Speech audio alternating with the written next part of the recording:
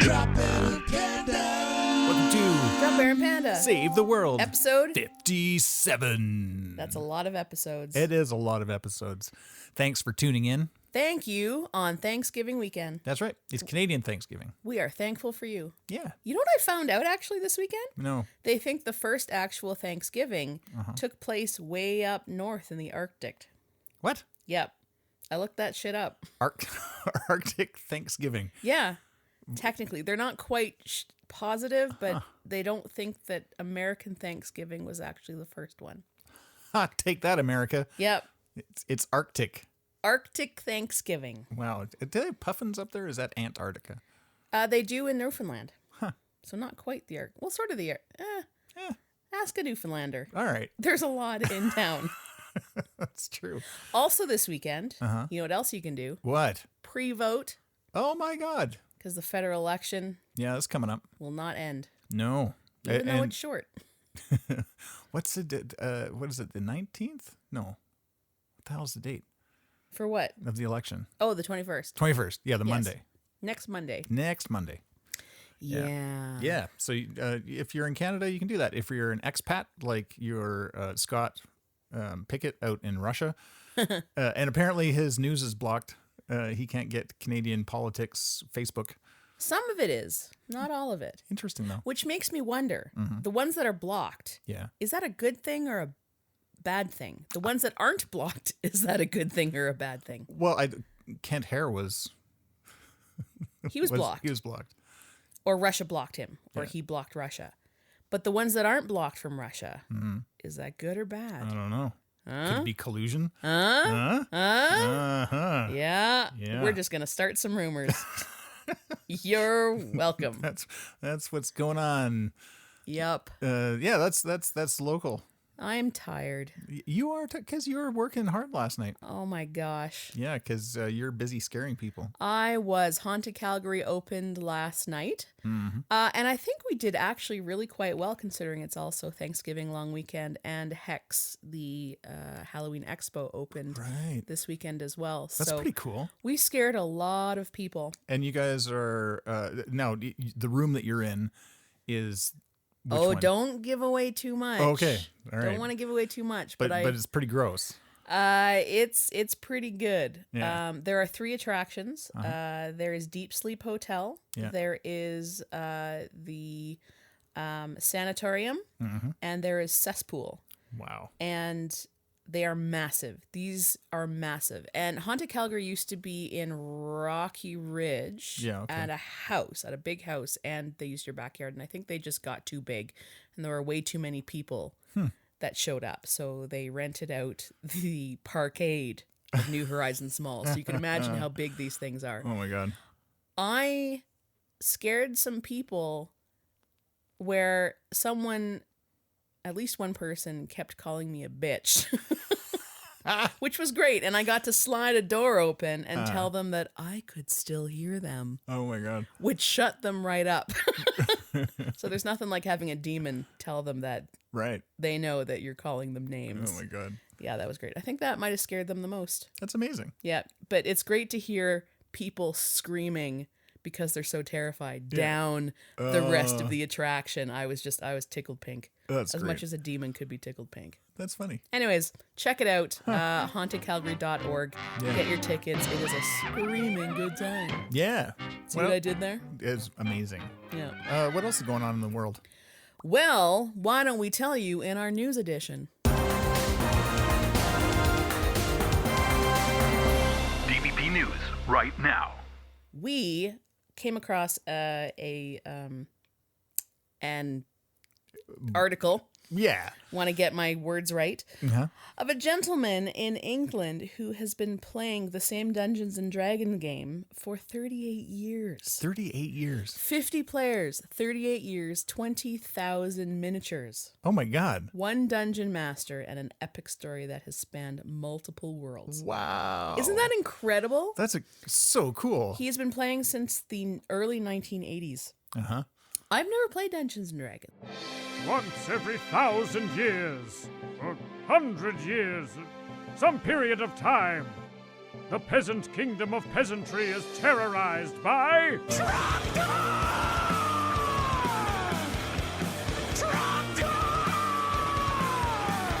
Yeah, I have. I've been actually in a Dungeons and Dragons tournament before at the university.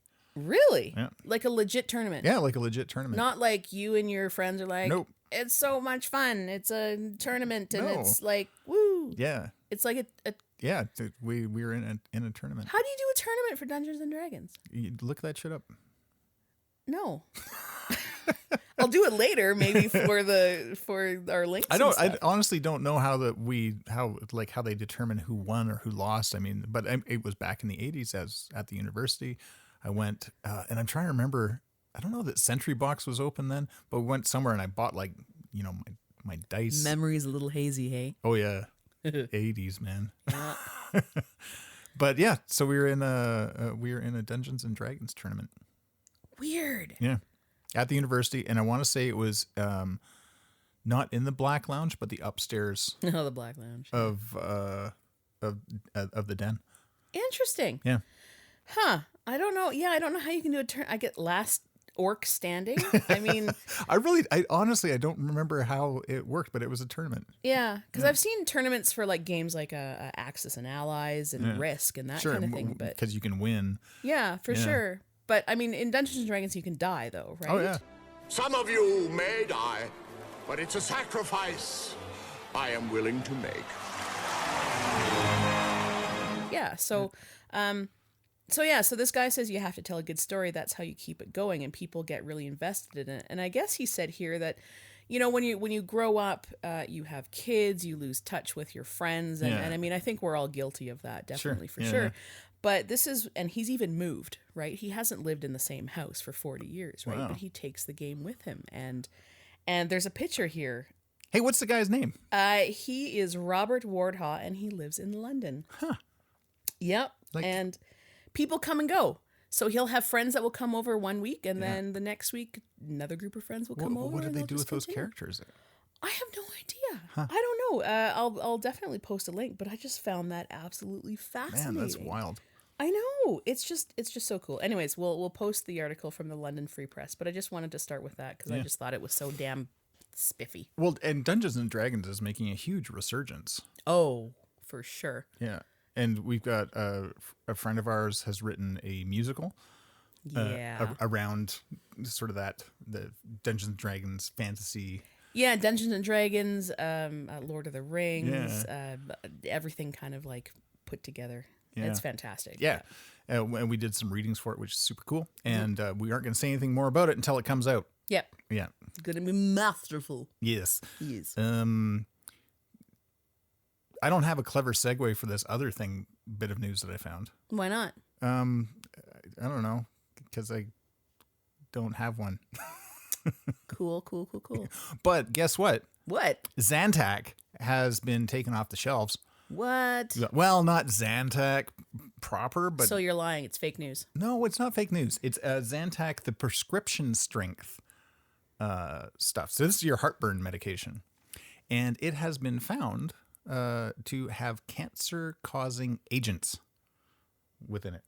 Agents like... No, not like that.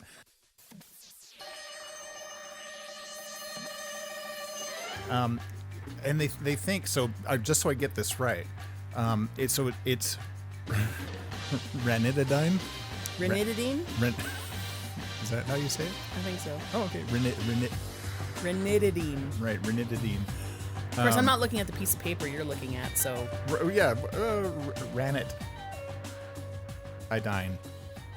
Ranitidine. Anyways, so it's a prescription only type of the medication. So it's the syrup, injection, or tablets in the 150 milligram or 300 milligram doses. And basically, they've discovered that there's a possible carcinogen, and you're going to love this. It's N-nitrosodamethylamine, or NDMA, not the fun drug. Or your business. Or my business, that's right. But it's thought basically they think that it had something to do with the production of Zantac, has introduced this possible cancer-causing agent inside of Zantac. Again, the prescription stuff, not the over-the-counter stuff. The production of it. Yeah, so making of they've changed the process of how they make it, or where they make it, presumably, and they were very vague on those details. So is it like separately all the ingredients don't cause you cancer, but put them together, it turns into this bubbly cancer-causing super duper mess? No, I from what I understood, and again, the details were a little sketchy, but it was basically how it's being made. So it has changed. So maybe they moved to a different country to make this stuff, or they moved to a different factory to make this stuff. And somewhere in Cancer factory. What? somewhere in there, this agent of cancer got introduced. Dun, dun, dun, dun, dun, dun. So yeah.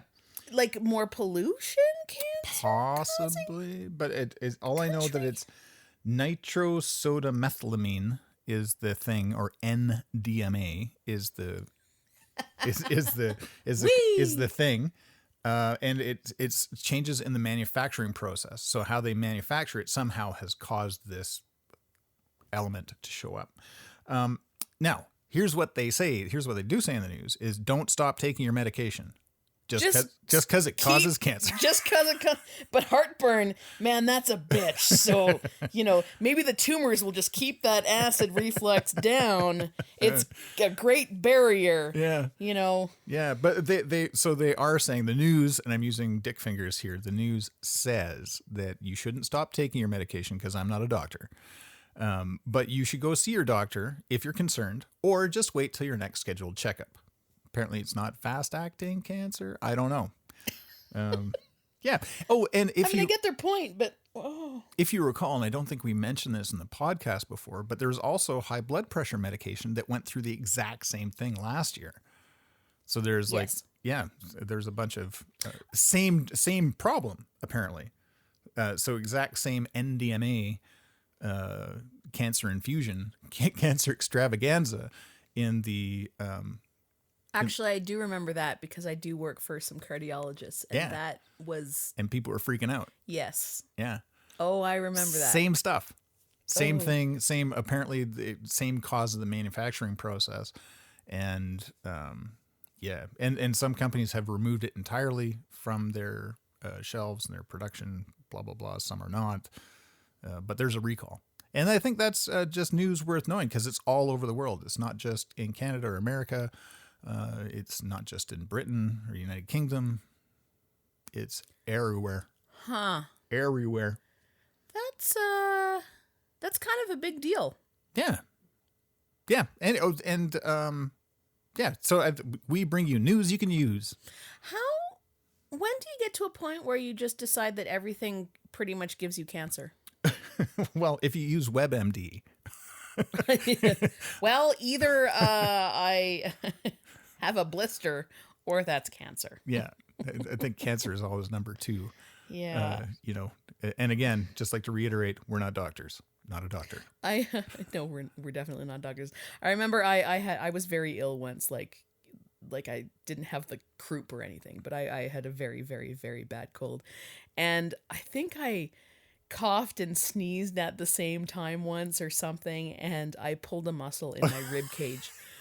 And it was the worst pain I think I had ever felt before I had my my tailbone surgery. You could lose an eye. I felt like I went down, like my rib cage hurt so much, and I ended up calling HealthLink because it was so bad. Oh my God. And HealthLink, of course, there's nurses on the other end who give you health advice if it's not that bad, right? Usually they're like, well, anyways, so they're like, well, bursting an aorta. Basically, she said, well, you could have either pulled a rib muscle, and it was painful for a number of days, because you also pop a rib right out. Yeah, she said either you've dislocated a rib, you've pulled a muscle, or you've just had an aneurysm. Oh God.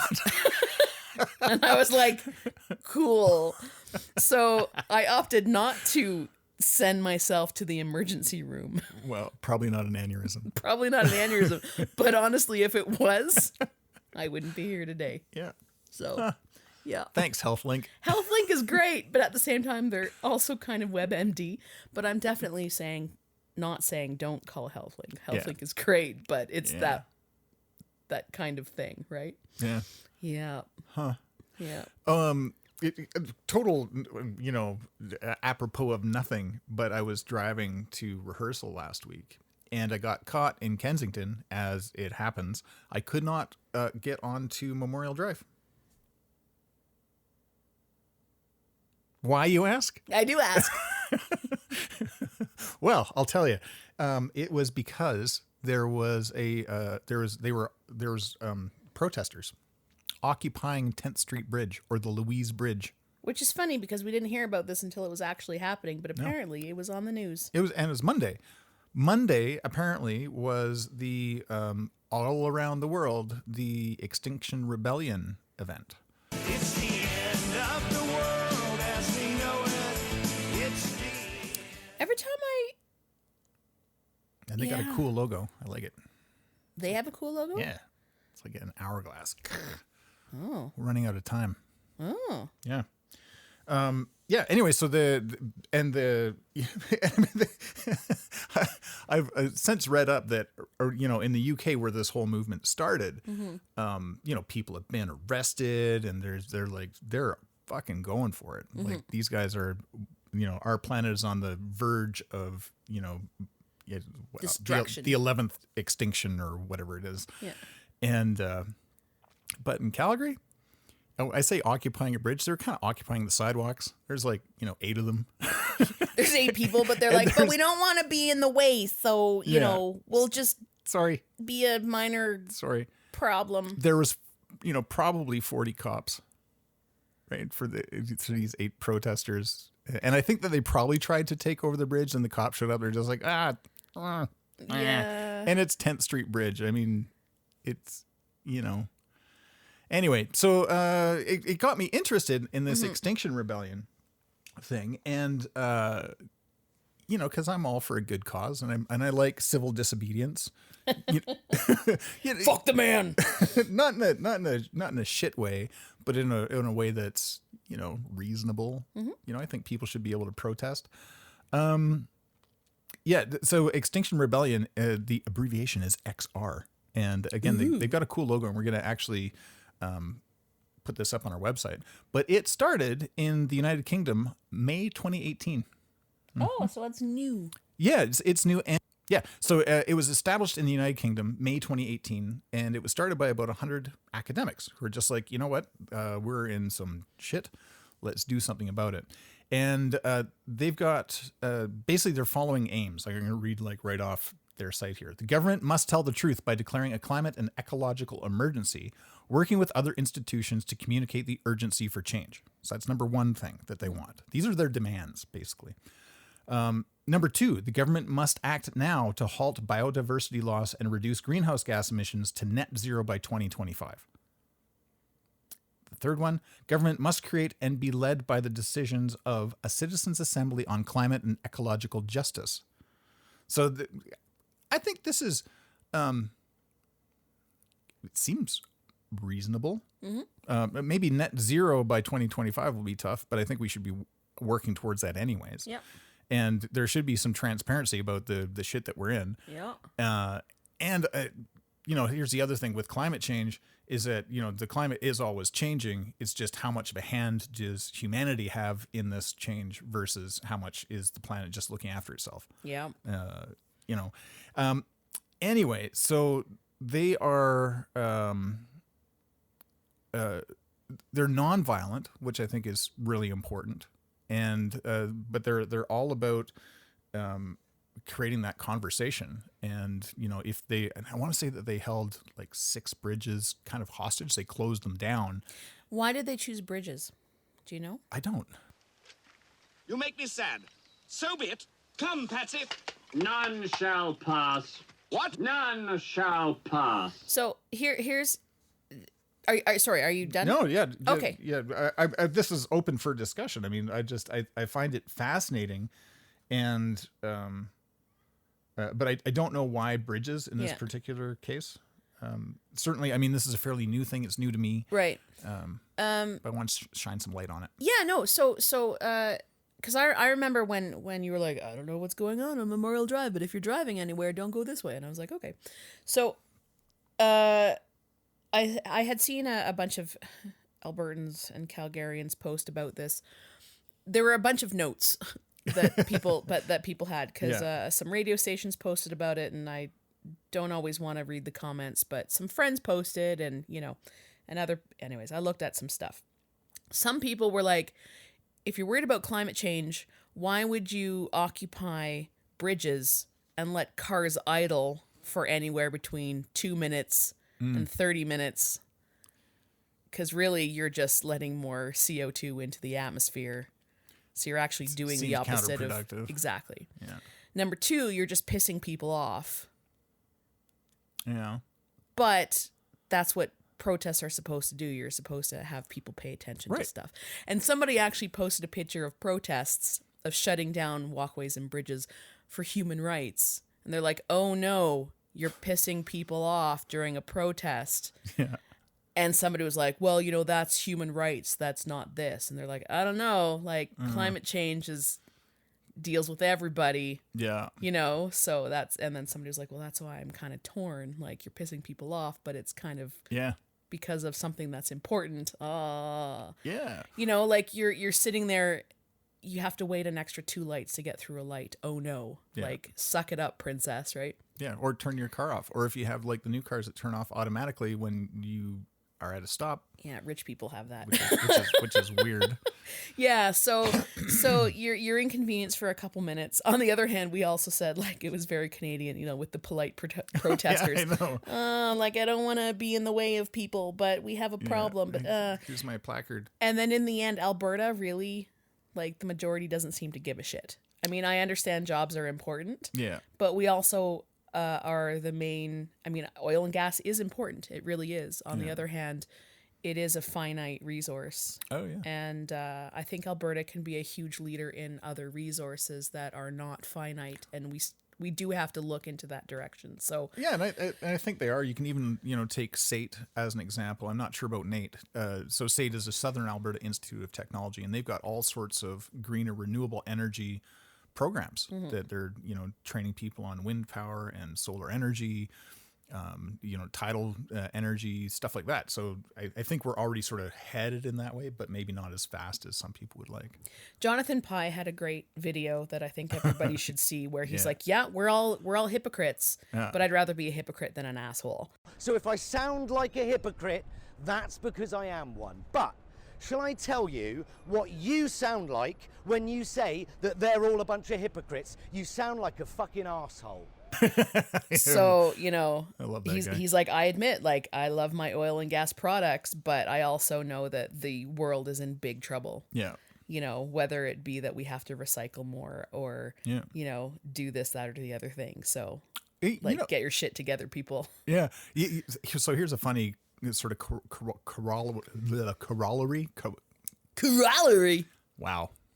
Here's a thing that's kind of the same. Whoa. It's early. Yeah. These mornings, man. I got to use a disposable straw recently. Here's what I know about that. They don't last for refills. So nope. You pretty much have one drink and your straw is done. You can buy actual straws, like metal ones, for your house. Yeah. So, which I think is kind of cool. Yeah. I'm in fan of this getting rid of single-use plastic, and since I don't know where I started sort of thinking about it, but I started noticing. Justin Trudeau, probably. Oh, maybe. Yeah, maybe. Yeah, maybe that could very well be. But I started noticing just how much single-use plastic there is, and it's ridiculous. Oh, it is. Yeah, it is. I think getting rid of single-use plastic will be a lot more difficult than, let's say, Trudeau thinks it's going to be. God, yeah. Because it's everywhere. But grocery bags. Yeah. You kidding me? Like things your vegetables come in. Well, and I think the reason why they wanted to use plastic was because destroying the forests because of all the paper bags. Right. But you can at least recycle paper bags. Like Right. there's problems with everything, and I think that Hemp. What we need is more weed. yeah, I think humans just exploded faster than the population exploded way faster than we were meant to. Damn you, Industrial Revolution. We're a virus, honestly. That's how I think. Yeah. Anyways, Yeah, moving on. we have got some reviews. That's right. Now it's time for Drop Bear and Panda's Reviews. It's about time we watched this movie. Yeah, and I hadn't seen one single trailer for it. I did. Hiya, Georgie. What a nice boat. Do you want it back? You look like a nice boy. I bet you have a lot of friends. Where's he? I bet I could cheer him up. I'll give him a balloon. I went in blind. I did not. I was like, I don't want to know. We've got a cat staring at us. Yeah, he's like, pay attention to me. Where's my pizza? Well, we had a pre-date with some friends, so we were waiting for our schedules to all meet. Yeah. But it was my job to pay attention to this movie. Yeah, because it's your review. Because it's a genre that's near and dear to your heart. Yes and no. We are reviewing It Chapter 2. Yeah. A little late, but that's okay, because, whatever. whatever. Then it can be spoilers, because it's been out long enough. Exactly. Yeah. So, It Chapter 1. They all die. And who hasn't seen It, the original, anyway? Yeah. Actually, let's talk about that. So, I saw It, the original. Yeah. Like the original? Like the like miniseries? the miniseries Yeah. with Tim Curry when I was 20. Yeah. So, not when I was a kid. Yeah. Because, let's be honest, I'm a pussy when it comes to horror movies. They scare the shit out of me. Yeah, you Except got a the hoodie. gross ones. I don't like the ones that are just gross. Like Human Centipede. Yeah, those are just gross. Yeah. Like Hostel and stuff. They're just gross, and those are stupid. Yeah. I'm a jumper. If I know something is going to be jumping out at me, I still jump. It's whatever. Uh-huh. The original It, I thought was dumb. Yeah. I thought it was stupid. It was ridiculous and not scary, and it was just, well. It Chapter 1 that came out a few years ago, I found quite freaky. It was creepy as fuck. It was. And I jumped a few times, and I was like, whoa, whoa, whoa. And that sounded like a turkey. But that's not quite what I sounded like. But I put a hoodie on, and I watched a few parts through my hoodie, and I was slumped down in my chair. But it was, I really quite liked it. And the kids were fantastic. Yeah. It's sort of like Stranger Things, when you're Right. like, oh my God, half of why this is amazing is because the kids were so good. Oh, yeah. Yeah, they had the casting nailed. It Chapter 2. Yeah. How many pandas? Let's start there. It's not very many. Like 1 out of 5 pandas? 2 out of 5 pandas? 3 out of 5 pandas? 2 would be pushing it. Really? Well, 2 maybe. 1.5 pandas? Maybe. Because you can do half pandas. I know I can. I'm not. Let me. While you think about that, Yeah. I'll give you. So here's some notes from my perspective. We might have the same notes. Well- What's my review though? It is. I'm just trying to buy some time for you. I wasn't a fan of the spider at the end. That was stupid. I didn't like the other one either, though, in the original. So I also haven't read the book. now you had some challenges with their mode of transportation, or not really how they move. You said mode of transportation. I just had an vision of them just in a clown car. It's okay. I see what you did there. Yeah. Thanks. Anyway, you had some issues. Yeah. Yeah. They never used the sidewalks. Well, once. They did. Okay. Yeah. Okay. So every time they walked through town, I would look at you and I'd be like, why are they on the road? Do they not use sidewalks? And I also want to use this disclaimer that the theater was almost empty. So There's 5 of us. I was allowed to whisper in the theater. I don't usually talk in theaters because that's rude. Yeah. But they never used the fucking sidewalks, Yeah. like ever, except one time. And then the guy ended up walking into a child with balloons, and it was kind of funny. And then we looked at each other and we were like, that's why they don't use the sidewalks. But I was like, they just, every time, it's like they just walked in the middle of the street. And I'm like, this is the stupidest thing ever. And even when they would go around on the bikes, they would just leave their bikes in the middle of the road. I was like, stop doing that. No wonder people want to murder you. So that was my one problem. My reviews are weird, people, and you're just going to have to deal with it. Mm-hmm. Number 2, the scares were very few and far between. Yeah. It wasn't like the first one. The first one was creepy as fuck. This one, I was bored. Yeah. I was very bored. There's a reason why Stephen King's movie It was in a mini series, because you could get a whole bunch of stuff out over the span of 5 episodes or whatever, however many there was. To put it into a 3-hour movie, you either had to cut stuff out to make it a 2-hour movie, or you should have made it into 3 parts or a mini series. Right. Except the second part would be so boring because it would just be exposition. Yeah. So basically the first half of It Chapter 2 was just reminding people why they were back Right. in Derry, because they had all forgotten. Yeah. And Newton's like, this My is balls cat too. agrees. Yeah. Yeah. He wants to go outside and play with birds. Yeah. So, which is almost, so it was stupid because, well, it was frustrating because it was probably all in the book. But all they did was do expositions and remind people why they were in Derry, which, if you saw It Chapter 1, I guess was great, but it's not a TV show where you're like, last time on It, because we don't care. We already know. Just cut that out. Yeah. And then they had the kid who grew up in the insane asylum Right.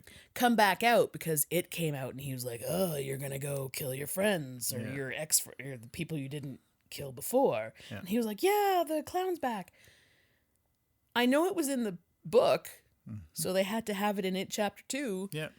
But really, he didn't have to. He stabbed some guy in the face, and he tried to stab someone in the library, but then it was over. Well, just take him out. Just don't have him in it, because there was no point. I got confused. I thought that he became a spirit at one point. I was like, Well, they guess they took that out if that happened. no, I like that was what I saw in the film. I'm just like, so is this guy real or is he dead? Like, what is? Oh, this? you mean the zombie guy? Yeah. He just disappeared. He was driving the car, and then later I was like, well, what happened to the guy who broke him out of Right, prison? yeah. He just vanished. Yeah. Did was he was die he real? with the... Was he not real? I don't... Well, he must have been somewhat real because he drove the car. I don't know. I guess. I don't know. He just vanished. Yeah. What happened to him? I don't know. So many questions. It was so freaking stupid. I will tell you one thing I love about this movie. I love the fact that they pick on Stephen King for writing shitty endings. Oh my God, they were all shitty endings, all of them. So yeah, that was great. Yeah. Stephen King did a good job with his Cameo. Yeah. And they did a great job of casting the adults to match the kids. Yeah. That was great. Yeah. But the movie itself was really boring. The 3 hours went by fairly quickly. So how boring was it? But it was very dull. Like, I couldn't... The nice thing is the lead character did not look like Daryl from The Kids in the Hall, which was in the first. Do you remember Daryl? No. Daryl. Oh, gosh, where did I go off to then, eh? Okay, so in the first It, the Like main character. The curry It? Yes. Okay. The main character, I couldn't also take him seriously because he looked like the character named Daryl, which is Mark McKinney's, McKinney's, yeah. character. He had the glasses with the little ponytail. Yeah. I kept looking at him being like, oh my God, it's Daryl. And I couldn't take it seriously. We need to put in a link of who Daryl is, totally. or a Daryl skit. Yeah, I forgot and then that was McKinney's. A picture in a picture. Yeah. Because it was terrible. Huh. Yeah. So the first It Chapter 1 Yeah. great. Yeah. Second It, Yeah. garbage. All right. And that old lady, the old demon lady with the Pendulous I thought it was breasts. awful. It was awful. When it's just funny because one of the people who came with us was like, "Oh my God, she was so great," and I was like, "No, it was funny." Like I found most of the stuff that happened in It Chapter 2 was funny. It wasn't scary. It was funny. Yeah. No, I would agree. I enjoyed the film, but in a completely different way than I thought I would. Yeah. Because I thought the whole thing was silly. Like I wasn't emotionally invested in the characters. There's a squirrel in our kitchen. Oh, it's Jeff. I did like how the adult actors portrayed their younger counterparts, because I was really like, they're doing a really great job of it was cast very bringing well. those characters to life. Yeah. I didn't like the clown spider at the end, but I always thought that was a stupid ending anyways. It was a horrible ending. Like just in general. Yeah. So I don't know. Like I left it going, like check that off the list. But they did the best they could do. It wasn't memorable. I guess. No, I thought it was garbage. Yeah. But anyway, I'm looking forward to the next movie we watch, which will be Joker. Oh, yeah. Mm-hmm. I've heard it's really good, but I don't know if I want to see it. Oh, I do. I can't wait. I've seen a lot of destroyed people who. Oh yeah. What's your review? Oh, so thanks to our crack listeners, we got referred to review Rob Mitchellson's 2 albums. Now, by crack listeners, I mean Rob Mitchellson asked us to review his albums. And see, guys, all you have to do is ask. Yeah. So here's what I'm going to say about this. So first off, I'm going to give you a review of his very first album, which was the Hollywood version. Mm-hmm. And then his second album, which is Night Laser 2042 motion picture soundtrack. And I'd like to start off this review by saying that Rob is absolutely shameless in his trying to get the world to hear his albums, to the point where we don't want to hear Rob talk about his albums. But you should listen to them, because this reviewer thinks that they're gold, but in a couple different ways. Huh. Yeah. In what ways? Well, first off, I'm going to say that you can listen to these albums on Spotify, and it doesn't matter if you put them on repeat for the next year, he'd probably make 5 cents, because Spotify is a pretty evil way for artists to share their music. Mm-hmm. So buy the album, I'd recommend. So go to robmitchelson.com, buy his freaking album. It's great. So let's start with the Hollywood version. So first off, Rob Mitchellson, you might know, is the guy who does our sock jingles, and he's very, very talented. Oh, stupid talented. And so he's an improviser, an actor, an artist, a musician, and a photographer. So the photographs on his albums are all by him, of him. And it's super adorable. Anyway, there are, on the Hollywood version, there's 11 tracks. And where do I start, Rob? So he is genre bouncing all over the place. And I know that he ended up getting shit from some other artists saying, if you don't take this seriously, nobody's going to take your music seriously.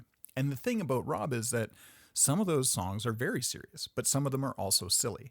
And it's that mix in between that gives you sort of an idea of who Rob Mitchellson is as an artist. And I've got my top 5 songs off this album, and it's Always Be Together, which I really like. The Hollywood version, the title track, which is the last one on the album, is there's something really poignant and I don't know, kind of dark about all his music, even when it's funny. The last time we talked, which we saw at the Ironwood, he performed live. That was great. Which is kind of a loop station taken to a whole nother level. And I love it. I love how manic he gets with this track as well. Mm-hmm. And if you listen to it, you'll understand it. But seeing it live is a completely different experience, because Rob is like literally making it happen on stage, which is great.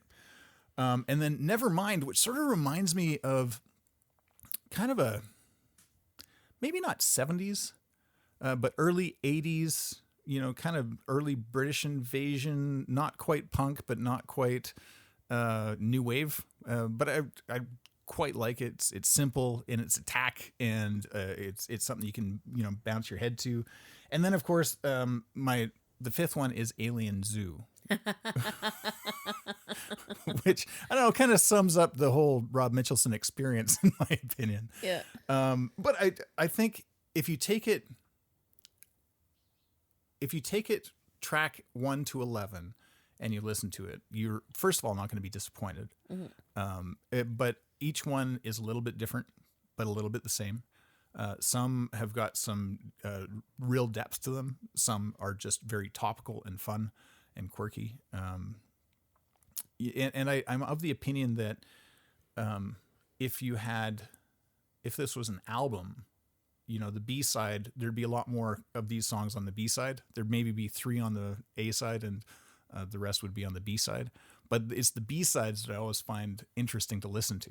And I think that if you put it on shuffle, listening to it in an order that's completely not of your design, you'll get different things out of it, different things from the music and the lyric and the music, the lyric and the music. Yeah. They might just solve the universe. I don't know. I was really surprised he didn't put The Last Time We Talked as the last song on the album. Maybe that's too on the nose. On the nose, yeah. Or the Hollywood version as the title track or as the first track. I don't know. I don't know the reasons. Rob's reasons are weird. Yeah. But I quite like the album. I saw his album release party, which was great. And I know that he's beaten the point to death in the world to like buy his album to the point of almost begging. But I would say it's a solid listen. And if you're going to spend $10 on music, throw your $10 at that album. Now he released a second one, which was more of an EP, and it's Night Laser 2042, the motion picture soundtrack, which cracks me up because there's no motion picture, and it's total synthwave. So it's like 1980s synthesizer rock stuff, but it's the thought that went into the track titles that really got me. Because first of all, I love the Night Laser theme. I think that's my favorite of all of them. And it's like the last track. There's only 6 tracks on this album, but worth the buy. So Overture for Night Laser 2042 is the first track. Then number 2, and this is charting pretty well, is Asteroid Ice Cave. Because of course you have a ice cave on an asteroid. And then there's track 3 is Action at the Space Truck Stop. Douglas Adams would be all over this shit. Right. And then there's number 4 is the Interstellar Money Exchange. Oh my God. So good. And then the 5th is Super Galactic Sun's Rise. Purposefully Sun's Rise. Sun's Rise. Yeah. And then it closes with the Night Laser theme. And I, for one, can't wait to see this movie. Well, maybe we need to get a few mil. Right. And just say, Rob, here's a cool mill. Please go make this movie because it needs to. It might be better than It Part 2. I have no doubts, actually. Yeah. Like none. Yeah. None at all. Yeah. Yeah. Anyways, so those are my reviews. I think that you should buy the album instead of stream it. Just and I say that for pretty much every artist. I buy a lot of music, because I want to support the artists. And Spotify doesn't really cut it in terms of people getting paid. Now, my question for you is, with these albums, a lot of albums these days, I find, they don't make albums as full albums. Right. They make 2 or 3 songs that are totally worth it and the rest are kind of filler. Are these albums that are full albums, or are these albums that are 2 or 3 songs and then the rest are filler? Well, I think it depends on what you like. You know what I mean? Like I always found that when I bought an album proper, I bought it for the one song that's on the radio or whatever, or the one song that's that they released as their single. But then I would discover all these other ones along the way, right? Like most people, and I think he's charting really well on university stations, loved Always Be Together. It's a really nice sort of anthem-y song. But then if you listen to the whole album, then you stumble across these other gems, right? And I think that's gone are the days where you have Pink Floyd The Wall or Lateralis, these epic, albums that hold together from start to finish. But, I think that there's stuff to find on these ones. And there's, Nevermind, for example, was one that I didn't expect and I just fell in love with. So. Well, there you go. Yeah. And speaking of Rob. Yeah, let's have a word from our sponsor. Time for another Drop Bear and Panda Friday Sock Company collaboration. Oh, good sir. Bacon and eggs, polka dots and stripes, ethical Canadian socks are nice. Bangers and mash, cricket and blips. Drop Bear and Panda are the fresh sock pimps. Podcast jingles, chap hops the illest. Pith helmet locked and trousers are the twillest. Friday Sock Company, Her Majesty's finest. No field toed seam needle counts the highest. I will be requiring an additional microphone. Oh, indeed, sir. This one's been damaged by gravitational pull. Oh, I see. From dropping it, sir. Well played, sir. Well played.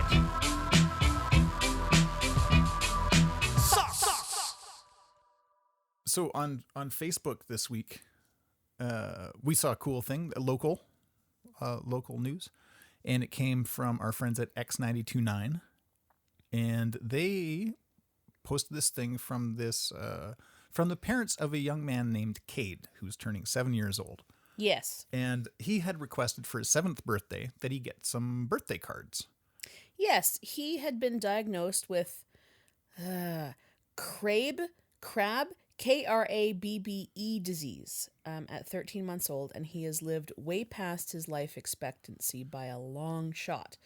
And because they are considering his 7th birthday a huge, amazing milestone. Yeah, Cade. Woo! And they had almost lost him to the disease numerous times. They were looking for a whole bunch of birthday cards. That's amazing. With drawings and messages. Yeah, because he likes aquatic animals. He likes whales. He likes Spider-Man. Spider-Man, and he's a Slytherin. Oh. He's a proud Slytherin. Wow.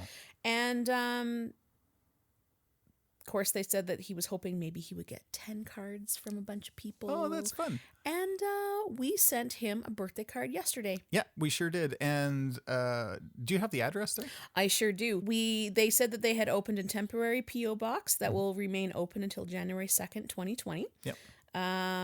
It is 12028 Copperfield P.O., Calgary, Alberta, T2Z1H4, Canada. Nice. And send it to Cade for his birthday. Yeah. Give him a birthday card, maybe add a drawing, maybe add some whale stickers. Who knows? I used a shark stamp. Yeah. So it says that, he would love it if he shared and sent him a note trying to get the word out, and he would love a boost. He was hoping he would get 10 cards, and maybe he would get that surpassed. He loves Spider-Man. He's quite an artist. He just finished his 7th Harry Potter book. He's an ambitious grade 2 kid who loves animals, especially aquatic ones. Nice. So we think that we should spread the word and happy birthday, Cade. Do some good stuff for him. Yeah, because his birthday is in November. It is, and I think that's pretty awesome. So his birthday is on November 6th. Nice. Well, happy birthday in advance. And send a card. It costs a stamp, and that's just one of the ways that we want to save the world this week. Yeah. Speaking of, it's time for Drop Bear and Panda to save the world. Hey, how do you want to save the world this week? Well, Leanne Million gave us a great idea. Yeah, she did, and she got some socks because of it. She did. So if you guys give us some ideas on how to save the world or other stuff, we will send you some socks. Yeah, through the Canada Post. From our sponsor, the Friday Sock Company. Yeah, we love them.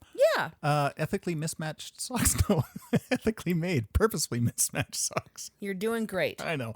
But coming up is the Sentient Warrior Project. Yes. From Greg Million. And it's about redefining strength and masculinity. And this thing happens November 3rd, 2019 at the Croatian Canadian Cultural Center. But if you're not from Canada, or you're not in Calgary, there are other ways that you can find out more about this project. We think it's really kind of cool. So you can find him on Facebook. Yep. It's Greg Million. Million as in like dollar bills, yo. Why have billions when you can have millions? His name is like seriously the greatest. I know. You can also find him on mylifesbridge.org. Yeah. You can hear all about it. Yeah. Basically, what he's doing is he is redefining masculinity for men and women and everyone else. In between, yeah. Yeah. The idea is to basically take the toxicity out of masculinity and, create a conversation around what it means to be masculine. And maybe it's not what you think. Exactly. And the one nice thing that I found out recently is it's not just for men, right? So women can go to further understand husbands, brothers, sons. You can go with your husband, you can go with your partner. And it's great. What I've noticed recently is, there's a lot of talk about toxic masculinity, and there are a lot of men who are very upset about it. Sure. And not all of them should be, because it's not an attack on men. It's an attack on, and I don't even know if I should use the word attack. It is standing up against negative behaviors that are taught to men at an earlier age, I guess is how I should put it. Well, and I think part of this sort of hinges around him sort of recognizing or calling out the challenges that are inherent in being male. And I know that sounds weird because people would be like, oh, there's no challenge being male. Males are like, they have it all. Well, and that's not the case. You often were coached or conditioned to be a certain way. Yeah. And it does take somebody to maybe shine or show a mirror to be like, okay, this is what you're doing, and this is how it's affecting yourself and how it's affecting others.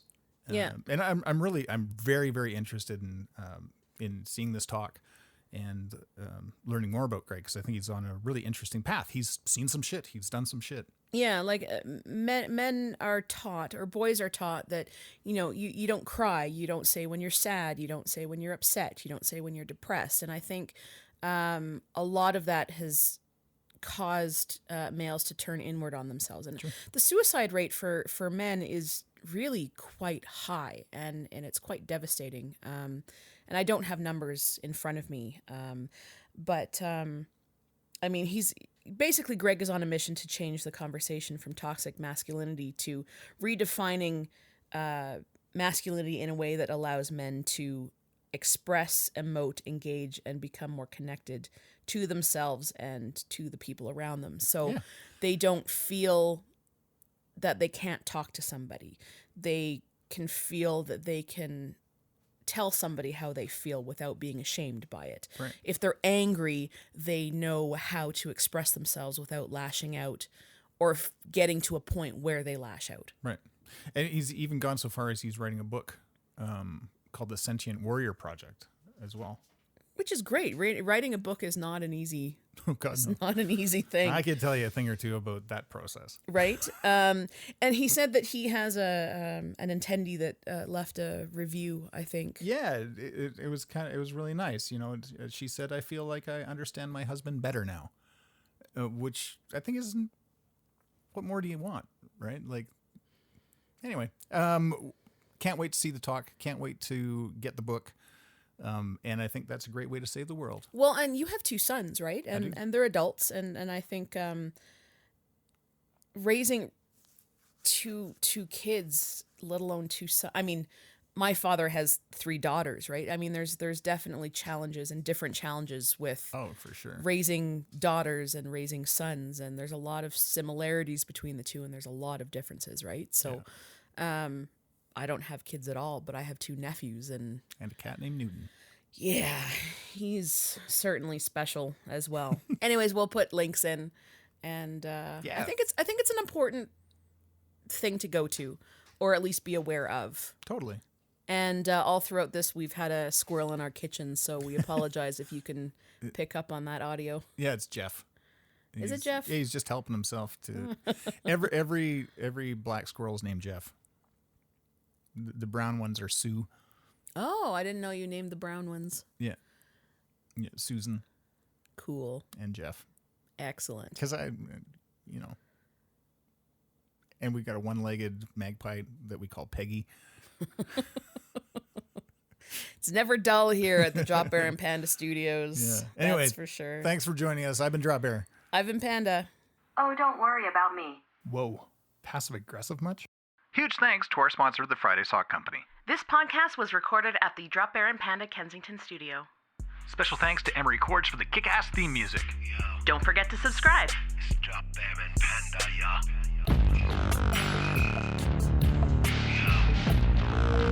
Drop Bear and Panda, yeah. Drop Bear and Panda, coming at you, Panda. Coming at you like a locomotive on a motherfucking bender.